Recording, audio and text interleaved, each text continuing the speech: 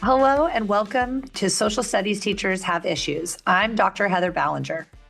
And I'm Dr. Kyle Ward. The main objective for this webcast series, and like any good educator, we have objectives to meet, is to try and help social studies teachers who are stretched too thin, both financially and with the amount of time they can put into prepping for their classes. This lack of time and money often hurts teachers when it comes to vetting some of the better teaching resources that are already out there. To do this, we are interviewing education experts from a series of museums, libraries, and institutions. Interestingly enough, many of these organizations suffer from the same issue of not having enough time or money to reach out to teachers across the country, and often have to rely on social studies teachers basically stumbling across their websites or one of their professional development opportunities to learn more about what resources they have.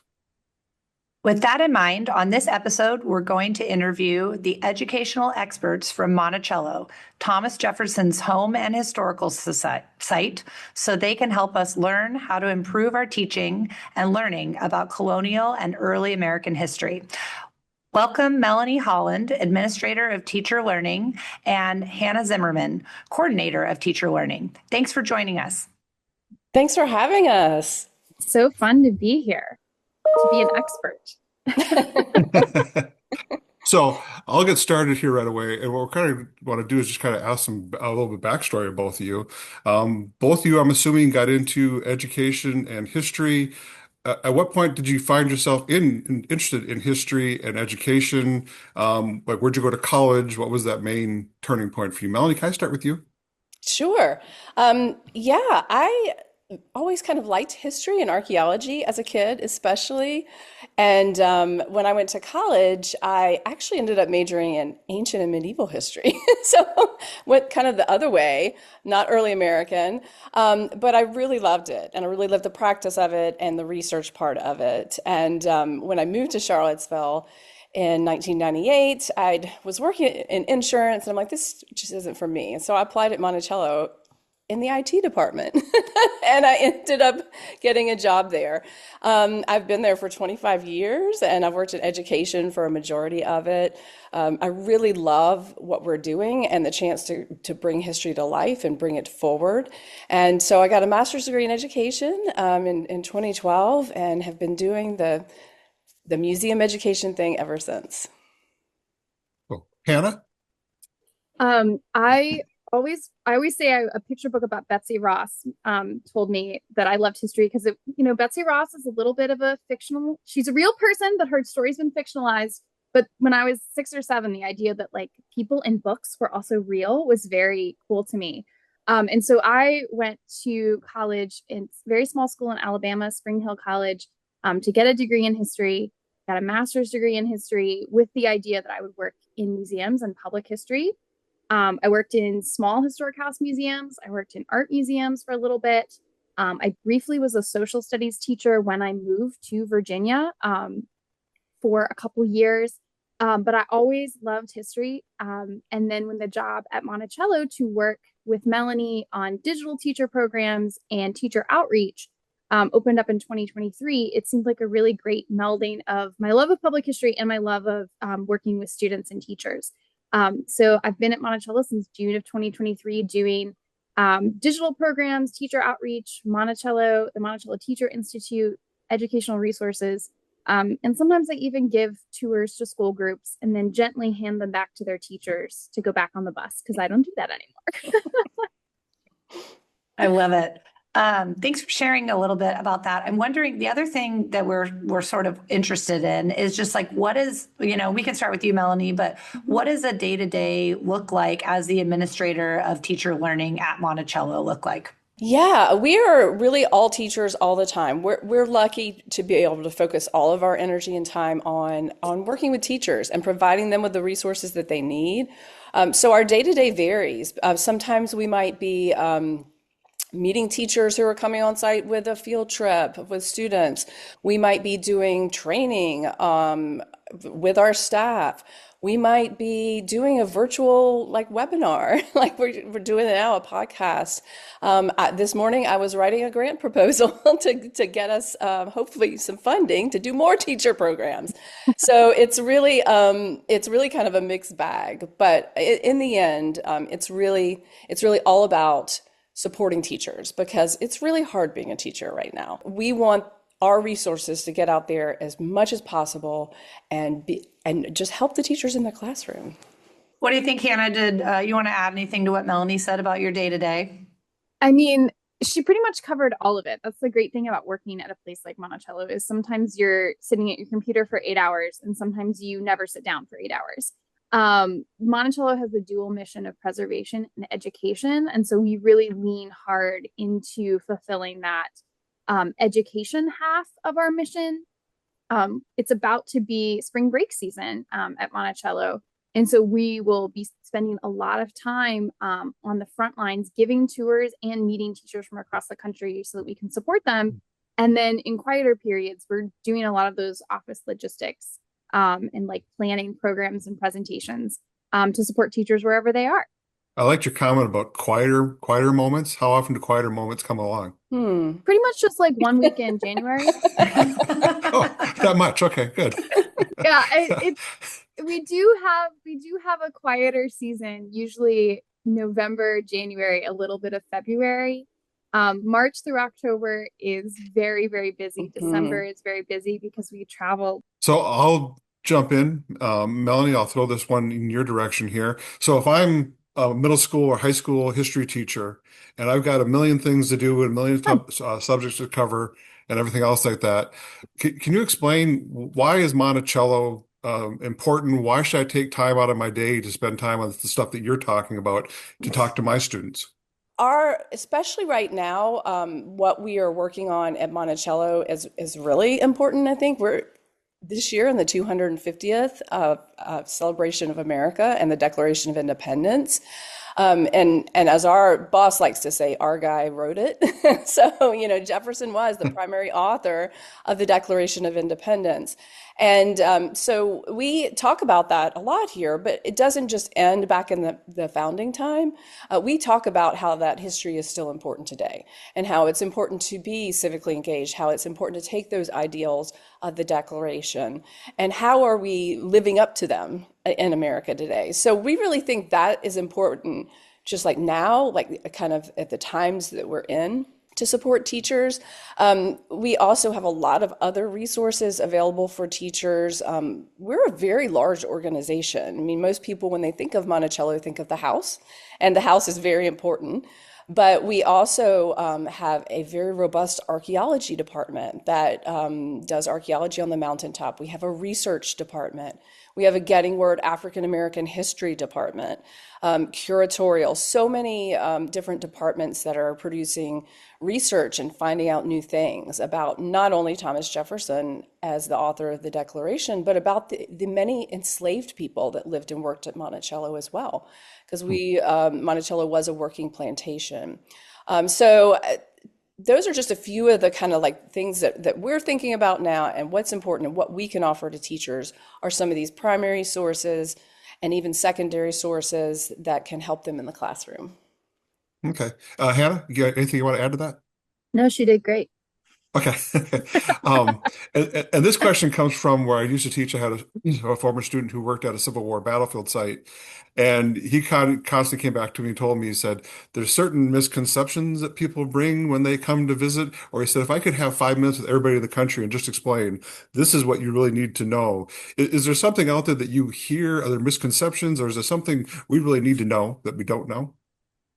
Maybe not one thing. I mean, a lot of what we talk about with Jefferson especially is the paradox of him as the primary author of the Declaration of Independence, which has those words that we all probably know, all men are created equal, and also being a lifelong enslaver. Over his lifetime, he enslaved over 600 people and only freed a handful of them.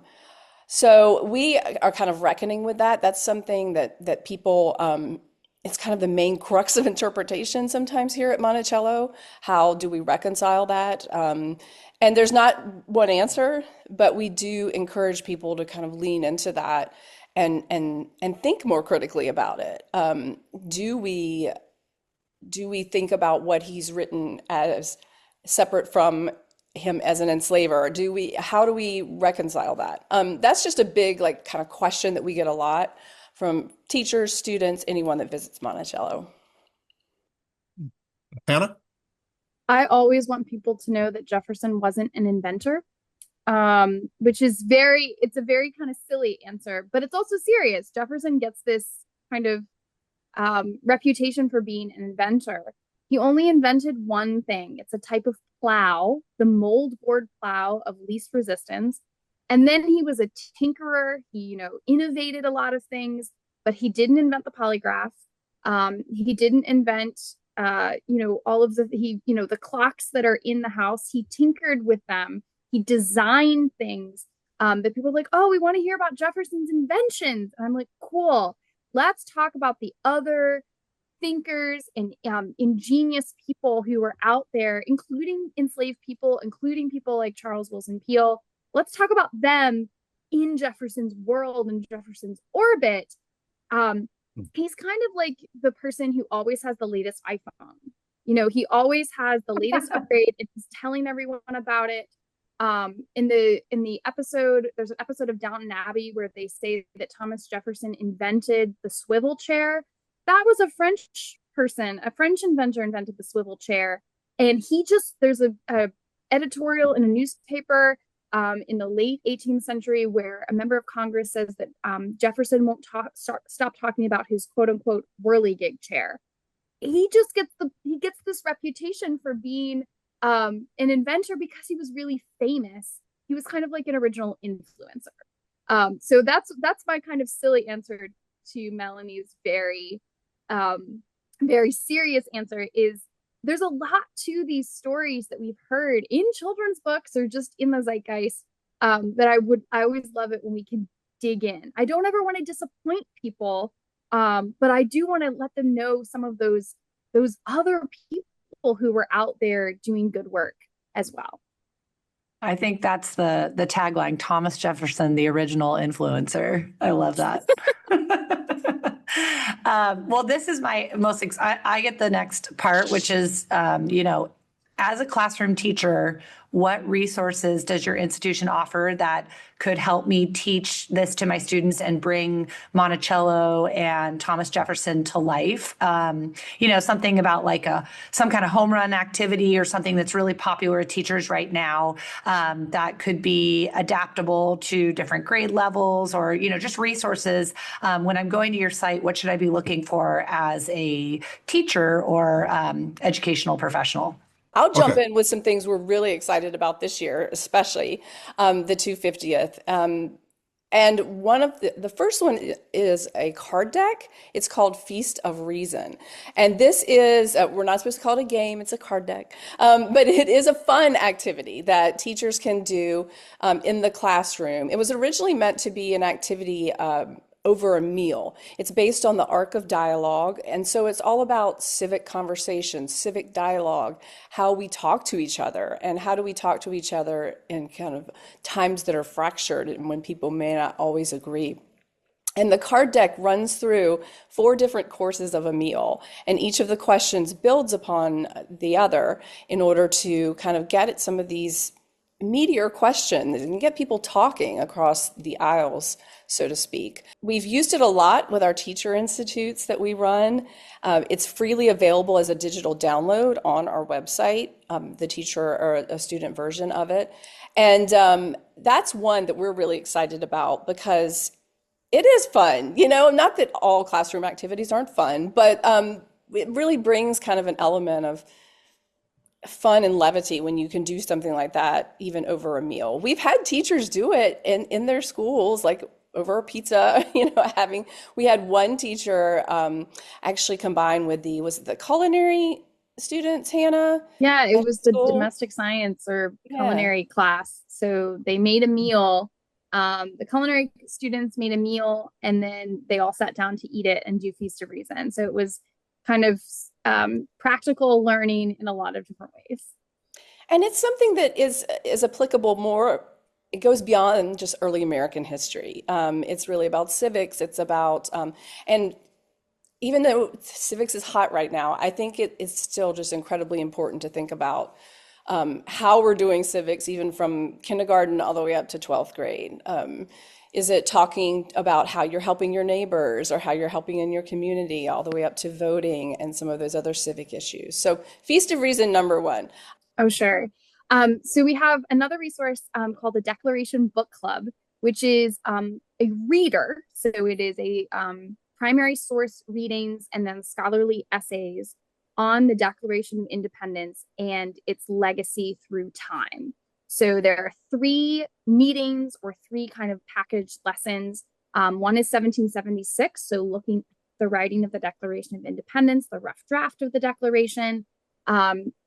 And then we have 1826, so 50 years after the Declaration. What are Adams and Jefferson and the American public still thinking about when it comes to the Declaration? Adams and Jefferson also both die on July 4th, 1826, so looking at the legacies of these 2 men.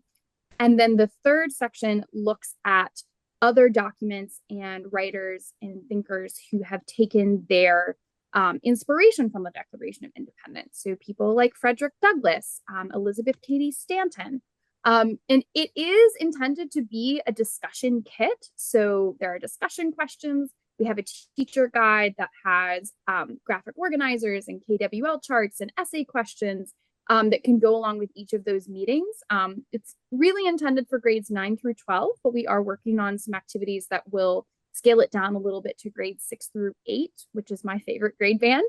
And then as part of that, we also have the Declaration of Independence timeline. This can be used with the Declaration Book Club, or it can be used separately. And it is a bunch of flashcards. We love a card deck here at Monticello. It's a printable on our website. We'll give you the link. And the Declaration of Independence timeline has existed for several years. We just updated it. So it has 3 sections. The first section is influences, so things and thinkers and documents before July 4th, 1776. So people like Cicero and John Locke and Abigail Adams and George Mason, who are writing on similar themes that Jefferson may have come into. And then following the Declaration, we have what we call perspectives. So the Declaration of the Rights of Man and Citizen from France, the Haitian Declaration of Independence, all of these, including Douglas, including Stanton, all the way up until some present day influences. So that's a great way to teach the Declaration, but also use it with the Declaration timeline or Declaration Book Club. So to change gears just a little bit here, at the university, I do social studies methods, but I also teach some history classes. This would work for educators as well, but for my history students, if somebody wants to do more research on the era, on Thomas Jefferson, on slavery, early America, colonialism, and stuff like that, is there something accessible for researchers? Do they have to come to Monticello? No, we actually have a lot of resources online. I didn't even touch on monticello.org, which is our main website. It's huge. There's a lot. Anything you want to know. We have a lot of resources up there, curatorial collections, which list the information about some of the collections in the house. So if you want things on objects and artifacts, we also have the whole Getting Word African American History Department has a website, and they have been around for about 30 years, and the whole goal of their department is to collect stories of descendants of enslaved people from Monticello, and not just ones that Jefferson enslaved, but also some that were there in the Levy era after Jefferson died. So really kind of collecting a lot of these stories, and you can find many of those online. We also have a Papers of Thomas Jefferson. I forgot to mention that. How could I forget that? There's a department called the Papers of Thomas Jefferson Retirement Series. And it's expanding on a project that started in Princeton many, many years ago, but they're actually digitizing all of Jefferson's correspondence from his retirement period, so from 1809 until 1826. And so eventually, they're getting close to the end. I think they're getting close to his death, which is the end. And so they're actually going to be digitizing and providing these. Our archaeology department has a lot of information online, including DAX, which is the Digital Archaeological Archive. Oh, Hold on. Hannah's going to look it up for me. It's an I'm gonna look it acronym. up We while got a you're lot of talking. acronyms, but they do great work. It's on comparative slavery. So they do work on comparing the enslaved people in the Americas with Central America and some of the other like Caribbean countries. It's a really fantastic program that we have here. So, I mean, there Is are the many, many. Go ahead. DAX is the Digital Archaeological Archive of Comparative Slavery. Miss Comparative. Okay, thank you. Okay. We also have an entire research arm. We just recently brought on the historian Nicole Brown, and she's fantastic. She has done so much research on women, and especially in the early founding time. We have Dr. Andrew Davenport on staff. We have fellows here. We have endless possibilities. And that's not even including like the training program that our guides go through to give tours at Monticello. That's 100 hours of training basically in content and technique before they even get out on the floor to lead a tour. So we really believe in the scholarship. We're public historians. We want it to be accessible to everybody, but we do want to back it up with that real history and scholarship. I'll also add that Melanie and I can always be reached at education@monticello.org. Education@monticello.org. When you first go to our website, monticello.org, in the upper right-hand corner, there's a little tab that says For Educators. And there you can find information about on-site field trips, our virtual field trips, the printable resources we've talked about, the Monticello Teacher Institute, and so much more. But if I love to act as your resource concierge. Like, oh, I'm planning a lesson on Thomas Jefferson and religious freedom. Your website has great resources, I'm sure, but I don't have time to comb through all of those. I do. So I love getting emails at education@monticello.org so that we can, really connect with teachers and help, because it's our job. Like our job, we have teacher learning and our job titles. Melanie administrates it, I coordinate it, and we both love to answer your emails. We're real people. We're not We're bots. real people. We will be happy to talk to you. So, Hannah, Melanie, you're telling me that if I'm a seventh grade, 10th grade, 11th grade teacher and I'm stuck on something, I want to teach something about the areas I could literally just email you and you're going to take the time to help me out. Am I clear on that? Absolutely. Absolutely. Yeah. Bring it on. We always sound like we are robocalls when we say this, but it's like Melanie said, if you email education@monticello.org, you get a real person. It's Melanie or myself, and if one of us can't answer the question, we send it on to all of our wonderful colleagues who are able to help.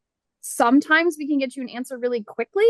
Sometimes it might take a little bit of time, but that's one of the reasons that we have the jobs that we have, is because we want to help teachers and we want to be available. We wish that you could call a toll-free 1-800 number 24/7, 365.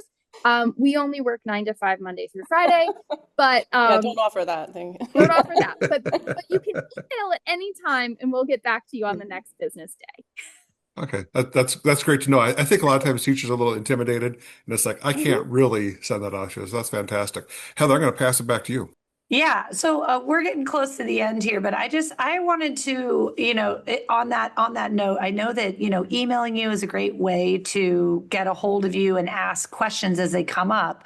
But I think we're also interested in workshops, professional development, educator institutes that you offer, and or newsletters, summer institutes, that kind of stuff. So if you want to plug any of those, this is that time. That's great. I'll start plugging and then I'll hand over to Hannah. We can just we like to talk. We're fine. We're trying to keep going. I'll start with our main teacher professional development, which we've mentioned a couple times, is the Monticello Teacher Institute. And what that is it's a week-long fellowship where teachers from around the country, sometimes around the globe, come to Monticello for a week. It's all expenses paid for the most part. We pay travel, lodging, pay for meals. You get to do special tours. You get to do research. You get to engage with scholars. And it's just a really great program. I've been involved with Monticello Teacher Institute since 2013, I think, and I love it. It's the highlight of the year for us, just to have teachers come on site. It is an application. The application's still open. I don't know when this will air, but the application will be open until April 1st. If not this year, you can catch us next year, and you can apply online. And we think it's a great program. Yes, we're biased because we run it, but we get good feedback as well from teachers who come and participate in the fellowship. It's really a great way for us to grow our network, and teachers really find others that then can support them in the classroom throughout the year. So we've built some really great cohorts, and a lot of fun. And maybe Hannah can mention our PD, like our virtual stuff. Oh yeah, absolutely. So in addition to the Monticello Teacher Institute, we also offer teacher professional development programs, usually with partners, sometimes not, but roughly once a month. So we do have an educator newsletter that goes out once a month with these opportunities. You can sign up by emailing education@monticello.org or going to our website, going to the For Educators tab, and finding the newsletter sign up form. So we email them out once a month, and we'll do professional development programs with partners around the country. So Colonial Williamsburg, Mount Vernon, KQED out in California. We do virtual programs ourselves. So we do run sessions of the Declaration Book Club kind of twice a year, spring and fall. But we also do on-demand teacher professional development. So if you are a teacher who was really intrigued by Feast of Reason but has no idea where to start once you download the cards, get in touch with us, and we're happy to figure out if there's a possibility of doing a PD, a professional development program, for you and your staff, your department, other interested teachers to learn about these things. We are happy to run Declaration Book Club sessions, or teach you how to do it. Teachers are usually pretty good about facilitating discussions, but the Declaration Book Club reader is about 100 pages. So if you need a little help getting started, that's what we're here for. And then we present at conferences throughout the year. In March of 2026, I'm not sure when this is coming out, we'll be in California and Wisconsin presenting at conferences about Feast of Reason. And then we will be at the National Council for Social Studies in December. And so we're always looking for ways to connect with teachers.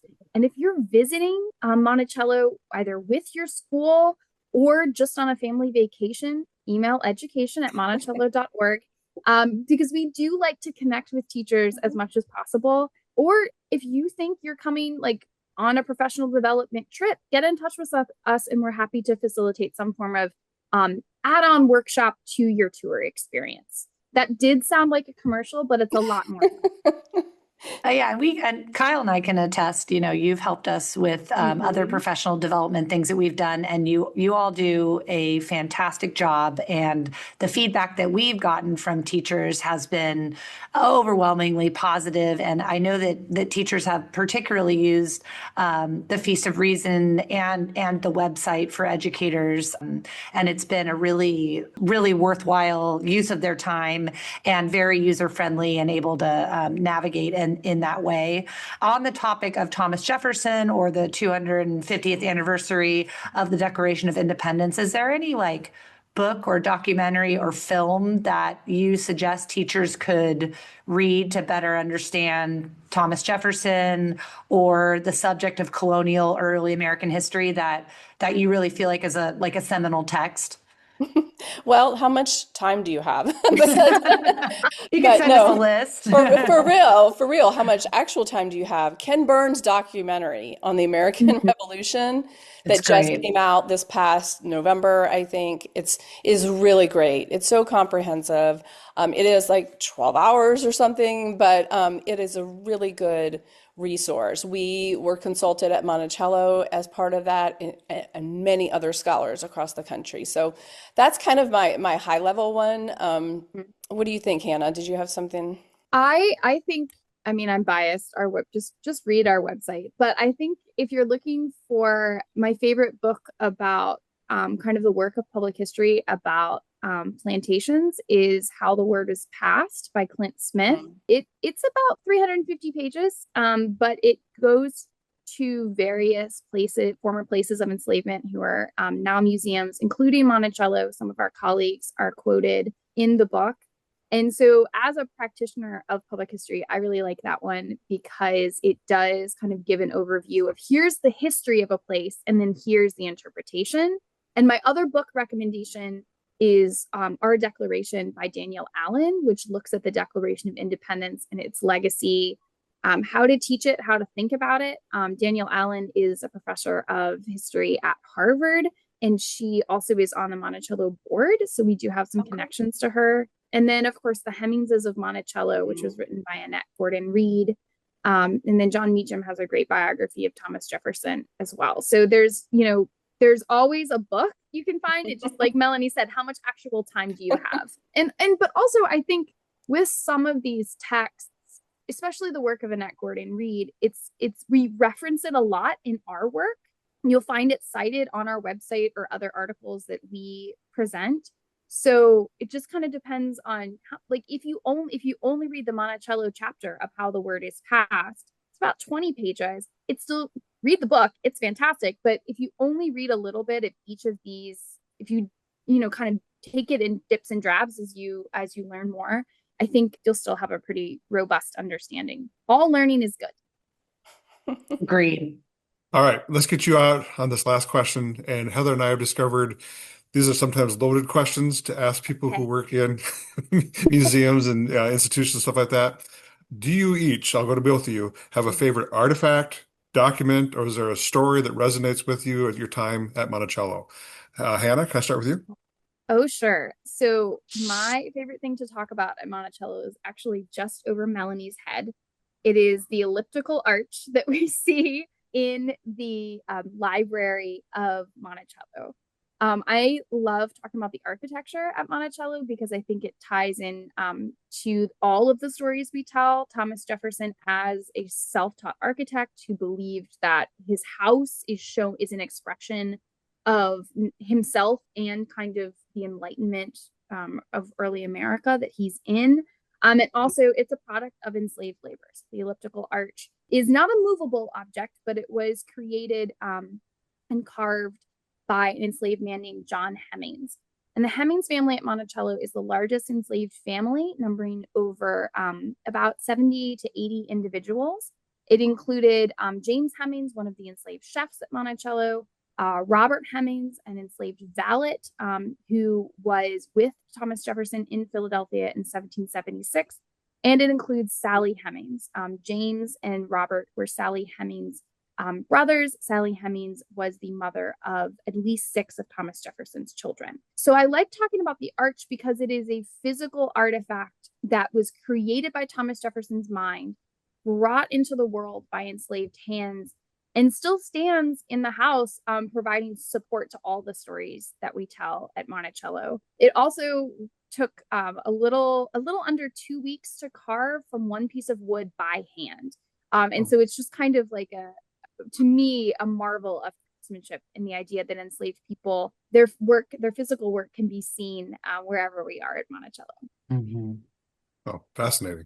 That is Melanie, can you chime in? Oh, sure. One thing that I always like to talk about on when I'm giving tours are the pier mirrors in the parlor. Pier, pier mirrors.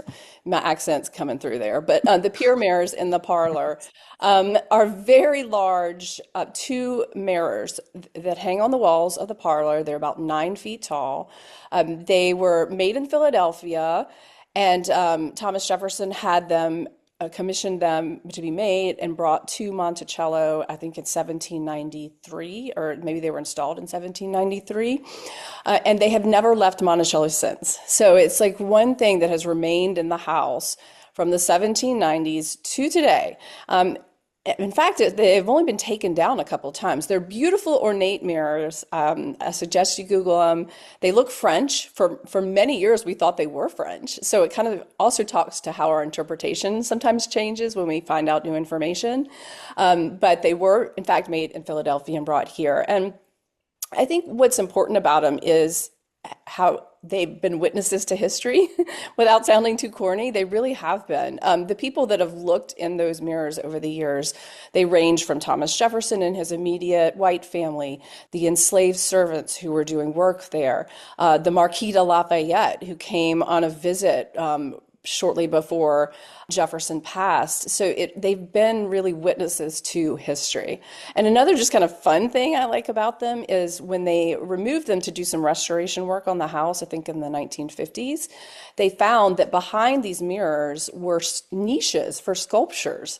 So it was like an architectural element, I always do that with my hands, like it helps. But so it was like a niche in the wall that you would have put a sculpture in, perhaps. And it always made me wonder. I'm like, well, why would Jefferson want to cover that up? Why did he change his mind? Was it just a part of the house? It also speaks to how he, as a self-taught architect, was constantly reinventing Monticello, the house, and changing it, designing it differently. So I think it's just kind of like a fascinating piece of history that when you just look at it, you're like, oh, there's some mirrors. That's cool. But kind of getting into the backstory to me, and when I tell people when we walk in that room, I say, you're looking in the same mirror that Thomas Jefferson did 200 years ago. And that really kind of brings home the power of place, I think, too.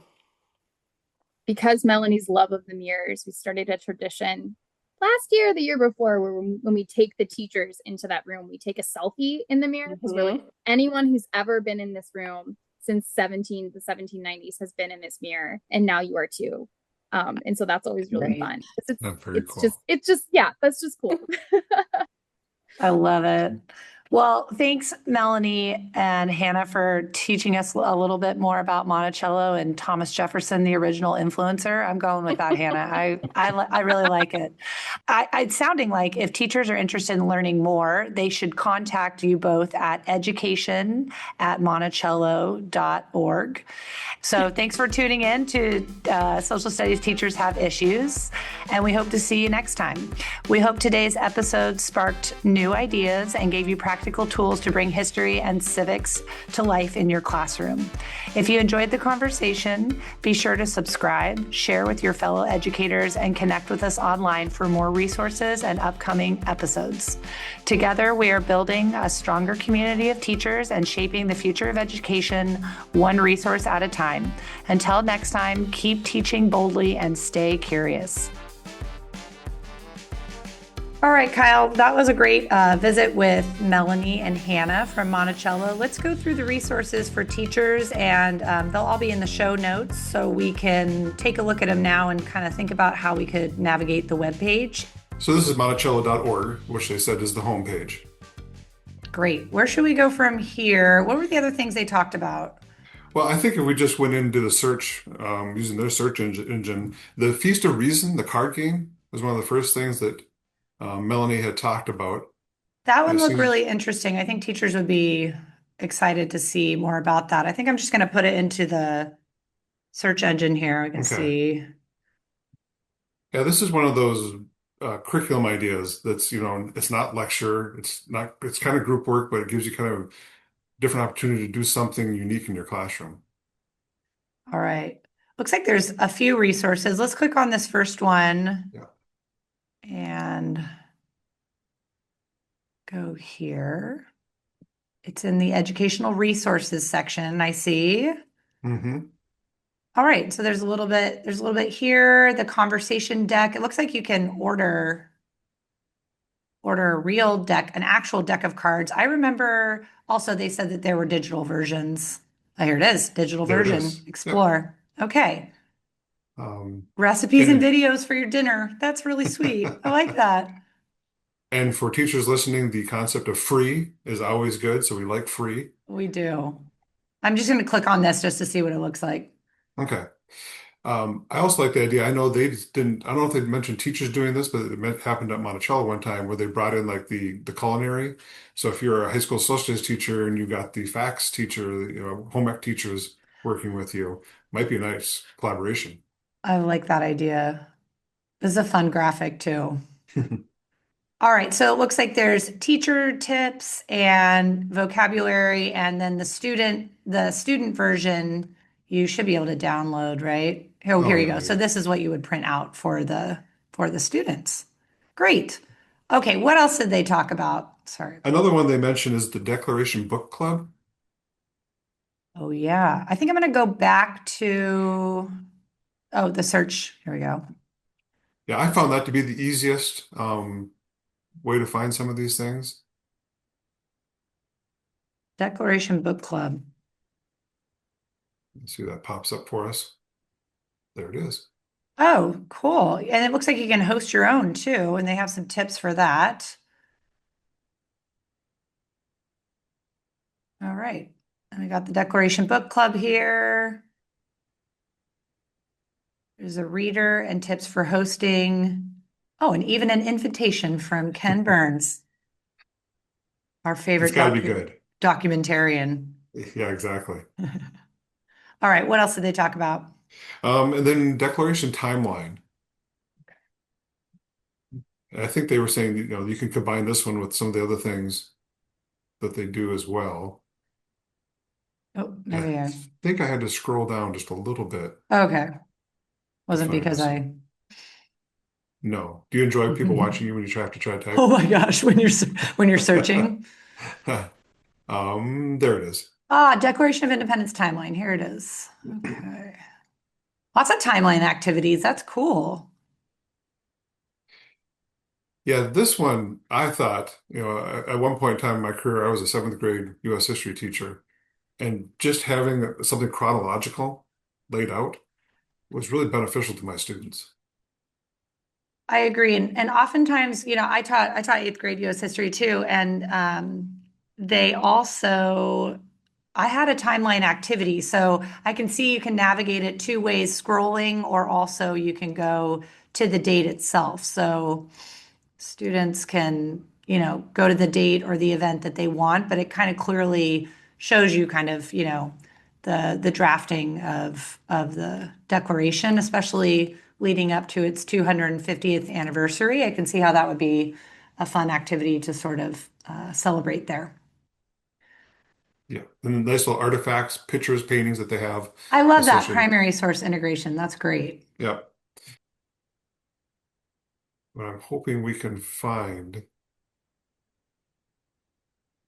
is a project that they're still working on. I see slavery FAQs, slavery at Monticello, quotations on slavery. Wow. Yeah, going back to the question that we asked about, hey, if I'm a college history student and I wanted to research, if you went and typed in slavery, they have just a ton of information, which is really great. It really does. Even if you want to specifically, it looks like if you want to specifically think about it as a site-based location, as a plantation, or as Thomas Jefferson himself as a slavery, a slave owner. So also this idea, of the Declaration of Independence and this whole idea of life, liberty, and and but also that they talked a lot about that sort of. What's it like the dichotomy of differences, Right. exceptions. All Um, right. What else? Were there any more left that we had? I think we had one more we're going to look up here, but I was going to tell viewers too to make sure they do some more research into the African American History Department because they had a second link that went from there where they're interviewing the descendants of the Jefferson plantation. And I think that's such a neat way to kind of tie in modern history with what's been going on here as well. So the last one, if you want to put in, is the Monticello Teachers Institute. Okay. And they talked about this. This is their huge summer professional development program in which they bring in a cohort of teachers from across the country every year. This one sounded like a lot of fun. I've talked to a few people, and you and I work with some people on another project as well that have done this. And yeah, this is one of those home run things. I hope teachers watch this. I think they post it in the fall and then in the spring, winter, spring, like March, April is when the acceptance letters go There you out. go. Yeah, it looks like in April, people will be receiving some news.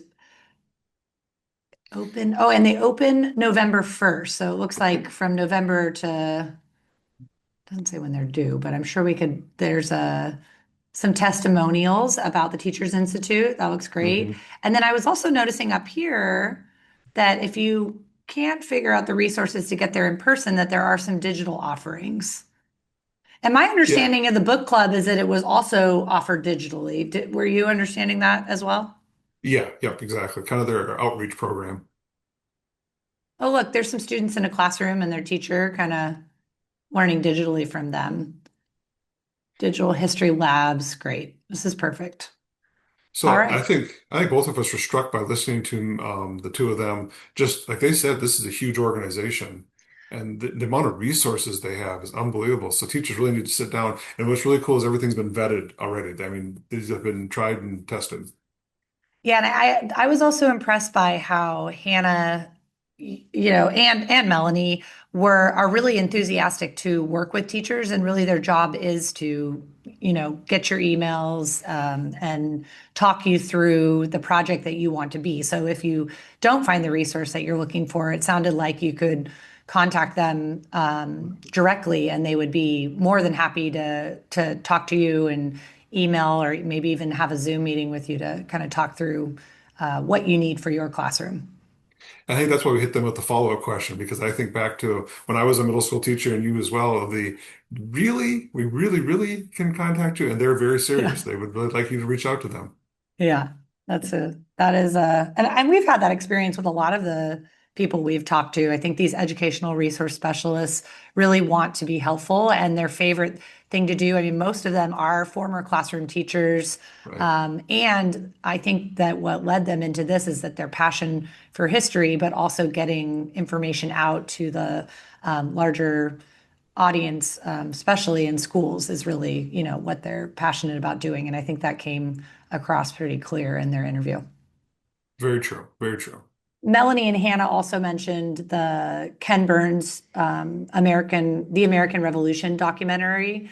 And although that one's available for purchase, can you purchase it through PBS? Do you know, Kyle? I believe you can at least you can view it if you have a membership. Okay, great. And then they also mentioned the book How the Word is Passed by Clint Smith. And we'll put this in our show notes. They also mentioned the book Our Declaration. Our Declaration is written by Danielle Allen. And then the Hemmings of Monticello is by Annette Gordon Reed. So it was nice that Melanie and Hannah were able to share those, their choices for people who live and work right there. So that's Yeah. really interesting. Yeah, and the link to the publishers of those books with the authors will be in our show notes.